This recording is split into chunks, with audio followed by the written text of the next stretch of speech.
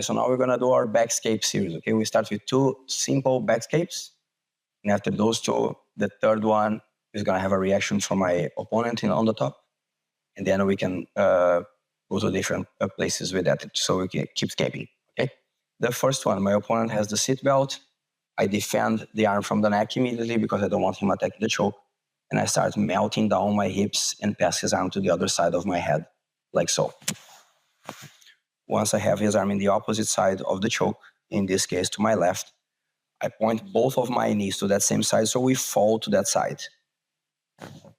Now I work my hips to get out of the hooks, and at the same time I pull this arm really hard to me because he wants his arm back, can try to transition to an arm bar.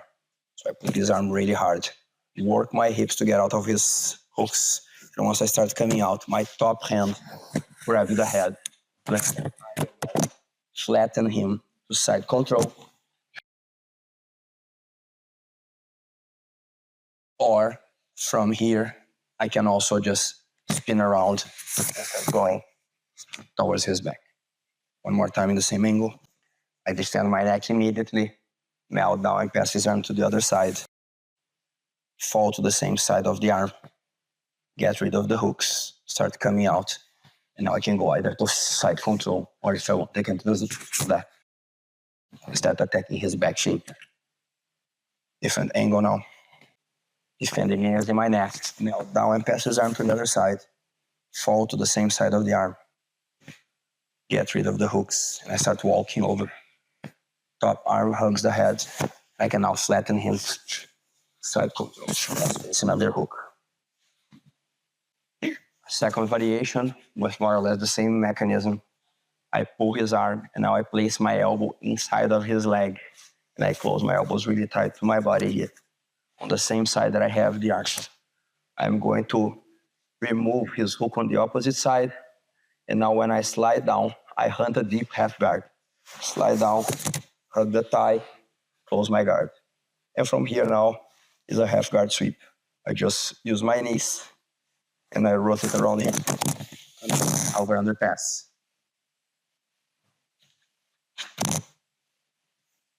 One more time. Same angle. Defend my neck immediately. Elbow inside. Start taking one hook out. Now I melt down, hunting the deep half. Once I'm in deep half, I use my knees to rotate and get out of the guard.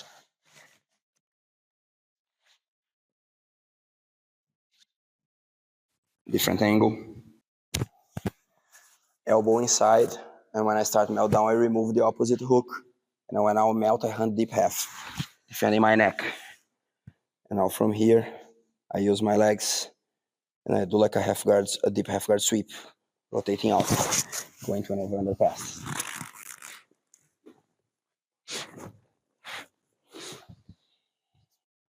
The next one is a simple escape. It involves the principle of my back and my head on the floor. And once I get there, I might get reactions from my opponent. Otherwise, I'm going to completely escape the back. So it's pretty simple. We are here, I defend again immediately the neck because I cannot get choked. And we fall to the same side of the neck, the arm. Once we are here, I start putting my head on the floor, the crown of my head on the floor. And I walk backwards towards him to take the pressure off the hooks. And I start taking my hips off of the leg, trying to put my back on the mat.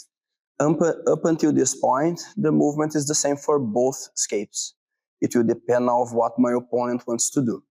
If my opponent wants to keep the leg between my legs to come up in a quarter mount, half guard, or in a knee slice, and this leg stays between my legs, I will hip escape and try to go a little bit higher towards our heads, and I will connect knee and elbow on his side. I don't try to come up. I just stay on the bottom and I start preparing my half guard. So as he sees he lost the back and he will start coming up, I start going closing my knee and elbow on his side. And now I'm here. I can steal the underhook or not. If we land here, I'm ready to perform my half guard escapes, such as an elbow escape. But very likely he will hunt the half guard from there. One more time. I grab the arm and I fall to the same side, put my head on the floor, start walking my hips back to him to remove the hook pressure. Start walking out. When he sees he's going to lose the back, he starts coming up, and I close my knee and elbow on his side. And now from here, I let him come to half guard. I can have the underhook or not. And I start doing my half guard escapes.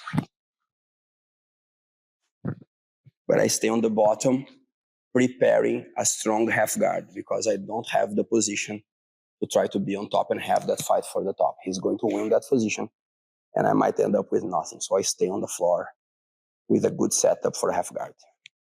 The second variation, same story. I defend the neck, I fall to the side, the crown of my head goes on the floor. I walk back to remove the pressure of the hooks. I start coming out. But now my opponent decided not to stay with half. They decided to try to transition to the mount.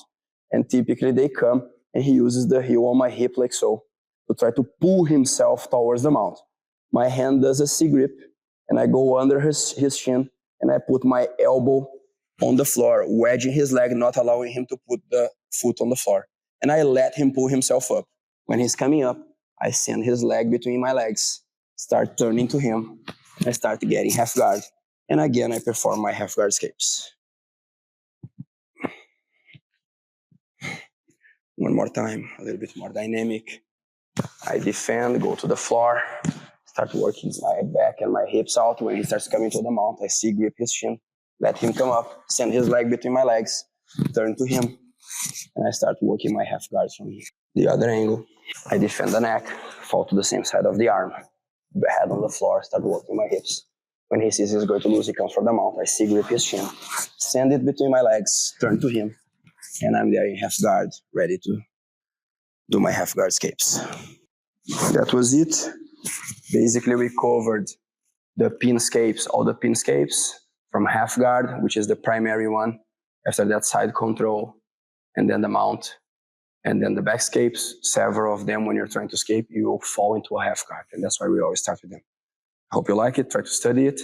And as I said in the beginning, we're going to use them the whole year as a warm-up to increase the escaping skills of all our students. Thank you again. Thank you, Elias. Ossa, have fun.